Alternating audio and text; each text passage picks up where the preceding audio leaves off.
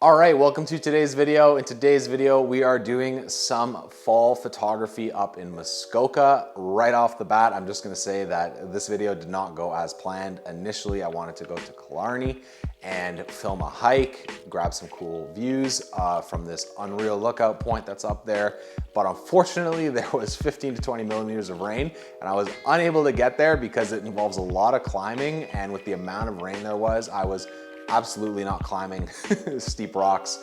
So instead I stayed around the Muskoka area, drove through some locations that I knew pretty well. I wanted to treat this a little bit like a scouting mission just to see if the colors were actually changing how I wanted them to. And of course, grab some fall automotive photography. You know how much I love to do fall car photos. It started off pretty normal and then just got absolutely crazy. So let's hop into it and you can see what I mean. So I decided to start off in Gravenhurst because that's just a spot that I feel like is a good one to go to when you're gonna scout out what the colors are actually doing up north. And I was pretty surprised to see that the colors here hadn't actually changed all that much. In Gravenhurst, what I noticed is that they changed a lot up north. That was just then my goal, was to get as far north as possible. I was just grabbing some quick ones here with my iPhone on the docks because I've always wanted to grab some photos of the boats. And of course, it's good to just warm up, look for some easy compositions where I know compositions are actually gonna be. And Gravenhurst is a good one because you have the dock here with the lookout. You can grab some good ones there. Seeing how much cloud cover there was, if I thought it was gonna work out or not. So I wanted to grab some cool ones of these boats. This has always been a goal of mine, grabbing some just candid moments on those docks with those boats, and then just went right to it. So first location is around Gravenhurst. It's on your way to Bracebridge, and you can see the green was pretty prominent, but I managed to bring out some of the color in the edit. And then as I got to Bracebridge, it just went from no rain to absolutely pouring rain. The waterfalls were extremely high. They had these actually cool ribbons there for the Indigenous Day that just happened on Thursday to help us remember. And I wanted to make sure I could grab some photos of those, which I did. And then as I was walking on the bridge to go to the lookout, I ended up seeing just how much rain there was. You can kind of tell here with how misty it is. And you can obviously see the guy with the umbrella there, and he was soaked by the time I got down there. And I immediately just hopped in the car, took off, and went to another location along Lake of Bays. For those of you looking for a nice fall drive, Lake of Bays is actually a really good one to go to on the north end when it's peak fall. Last year was insane, the explosion of color that happened here. So I thought I would check it out again, but as you can see by the footage, the rain was absolutely crazy. But again, it really just comes down to not letting the weather stop you from what you want to do. I think in the period that I was standing on this boat launch here, it went from just spitting rain to absolutely pouring rain. You can see just how much in the water down there. Hopped in the car, kept on driving, and I'm optimistic at this point. I'm like, it's pouring rain, I'm not necessarily getting what I'm getting. You can see just how bad it actually was. You know, what can I do? I wanted to grab some photos of myself with the colors because that's something I haven't done once a year at least with the fall colors. But it was after that that I actually then just went back into Huntsville and needed to recollect myself because all of the clothes I brought were absolutely soaked. My jacket's soaked, my sweater's soaked, it just was bad. So I wanted to just grab a coffee, chill out for a sec, and wait, hopefully, for the rain to clear up.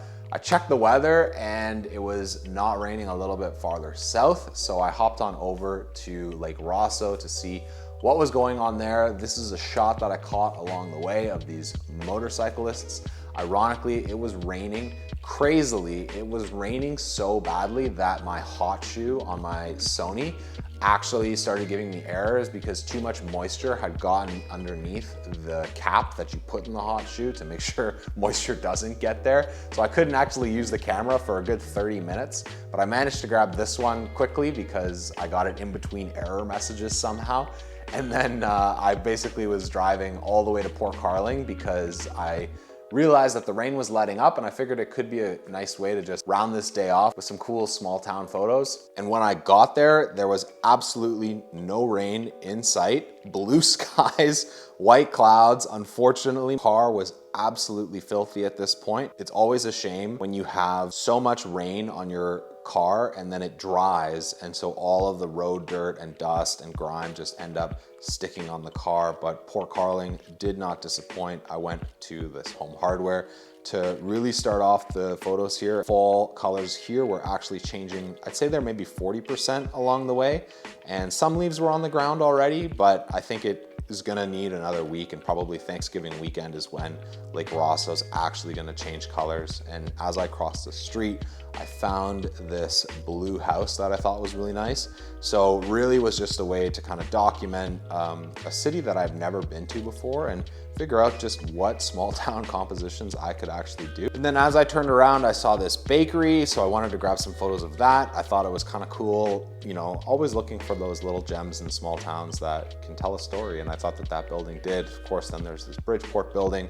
Wanted to grab some quick ones of the Muskoka chairs, the flowers, and all of that. And the real reason why I was here was because there was a wall in Port Carling that apparently is really cool. I hadn't seen it. I just saw some photos of it, and it is now right in front of me. I mean, I think it's cool. I thought it was going to be a bit bigger, or maybe just a wall, not a side of a building. But I wanted to, again, just document it as part of like my fall photo series. The cloud cover wasn't doing me too many favors in terms of bringing out the color, but I did find this cool building with some character, with the signs and the staircase here. So I wanted to just make sure I could stay on the same level as that. And when I did, I got this one.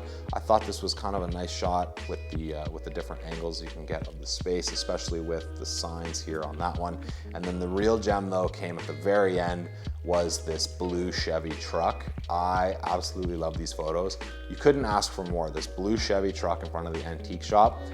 You know, it's probably pretty obvious that the owner of this antique shop just parked it here to bring people in, but I'm not complaining because it led to some really cool photos, especially when my original goal was to get automotive photos specifically. I thought this added to the collection pretty nicely, especially with all the detail shots I was able to get. He also had those blue dice in the windowsill that I thought were cool, but the way the reflections were working out, unfortunately, the photos didn't turn out the way I had hoped. And it was really just trying to find what angles of this car worked best. So I grabbed that top one of the 45, and then obviously looking at the back, I love the branding on the back here. So I wanted to capture that with the city off in the background to the right. Wanted to grab some different angles on a 2/3 there. And this truck was a great way to round it out for me because I came out of a monsoon, but then was pleasantly surprised with this old school truck I could grab some candid photos of in a historic small Ontario town. So even though the day didn't turn out how I had hoped, I ended up trying to make the most of it and exploring what is around me in my local area. It really went from great, this is awesome, I found some cool fall locations in Gravenhurst, to now pouring rain, nothing's working, car's getting super dirty, photos aren't panning out.